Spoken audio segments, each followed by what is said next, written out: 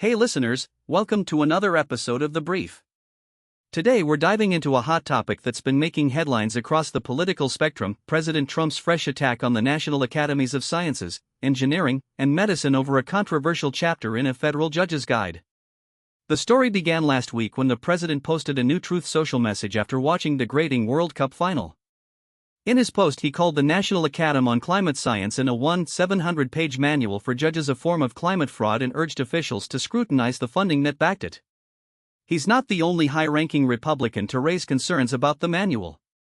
The 2023 edition of the guide, which was published jointly by the Federal Judicial Center and the National Academies, is intended to be a quick reference tool for federal judges, covering topics from causation analysis to the limits of dispositive evidence.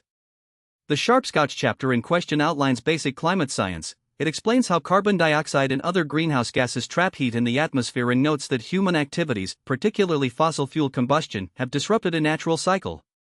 The authors do say that science is always evolving, but they flag the United Nations science body, which has declared that burning fossil fuels is driving climate change, as an authoritative source. The manual's partial funding came from a National Science Foundation grant awarded to the National Academies. In response, Trump called for a review, saying, "Our taxpayers should not be funding climate fraud, and judges should never have relied upon it." Although the White House has yet to comment, the Federal Judicial Center stepped back in February when Republican attorneys general mounted a firestorm. They pulled the chapter from the official publication, but the National Academies declined to remove it, insisting their work is conducted under strict scientific rigor, transparency, and independence. One senator at the Policy Roundtable noted that the guide has been used by judges to clarify scientific evidence. A spokesperson for the Academies, Molly Galvin, said the organization remains committed to providing objective scientific advice. The National Academies stand by the chapter, and it remains available on their website. Trump, meanwhile, dismissed global warming as a hoax and branded the Academies a radical left Democrats organization. He claims the manuals mislead judges, lead to massive climate change cases, and have created huge financial losses across the country. But not all experts agree with the president's narrative.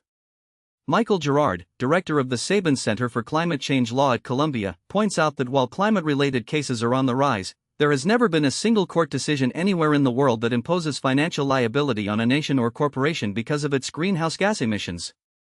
Gerard says modern courts are still figuring out how to incorporate science into risk assessment and not yet ready to compel damages.